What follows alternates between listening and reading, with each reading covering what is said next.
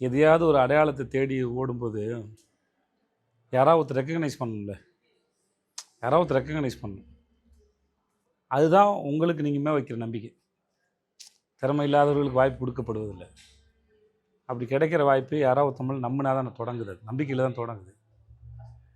அதுக்கப்புறம் எப்படி அதுவோ எனக்கு அதுக்கப்புறம் சீரியல் வாய்ப்பு கிடைச்சதா இருக்கும். சிஜே பாஸ்கர் சார் இருக்கட்டும், ஹீரோவுக்கான வாய்ப்பு கொடுத்த சீனிவாசன் சாராக இருக்கட்டும், ஷார்ட் ஃபிலிமில் எனக்கு சான்ஸ் கொடுத்த மணிகண்டன், கார்த்தி சுப்பராஜ் இருக்கட்டும், இவர்கள்லாம் வந்து நீ இதெல்லாம் இந்த வாய்ப்புகளை என்ன சொல்லுதுன்னா, நீ உன்னை நம்புப்பான்னு சொல்லுது.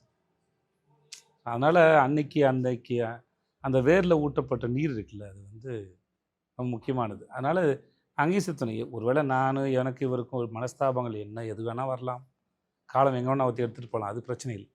ஆனால் என்றைக்குமே அதுக்கு உண்டான மரியாதைங்கிறது எப்பவுமே இருக்கும். அது அதுலேருந்து தொடங்குறது நல்லா இருக்குது, அவ்வளோதான். அது அப்புறம் அவர்கிட்ட போய் அதை சொல்ல முடியாதுல்ல, நீங்கள் செஞ்சீங்க அவர்கிட்ட சொல்லிட்டே இருக்கிறதா நல்லா இருக்காதுல்ல. அதனால் வாய்ப்பு கிடைக்கும்போது அதை எக்ஸ்ப்ரெஸ் பண்ணுறது. அப்புறம் நம்ம போல் நாளைக்கு எந்த வீட்டு பிள்ளை வேணால் வரலாம். இந்த மாதிரி இருக்கிறதோ கேட்குறதோ நமக்குண்டான உறவை தாண்டி யாரோ ஒருத்தருக்கு ஒரு நம்பிக்கையும் அது உருவாக்கும்னு நான் நம்புகிறேன். எனக்கு முன்னாடி இருந்தவங்க அவங்க கதைகளை கேட்கும்போது சொல்லும்போது வந்து அது எப்படி எனக்கும் ஒரு நாள் அந்த கதவு திறக்கும் நான் நம்பி நான் என் பயணத்தை தொடங்கி இருப்பணும். அது மாதிரி ஏதோ ஒரு வீட்டு பிள்ளை வரும்போதும் ஓகே, இது மாதிரி எனக்கு கதைகள் இருக்குது, இங்கே நிஜமாக இருக்குது அப்படின்னு இருக்குது.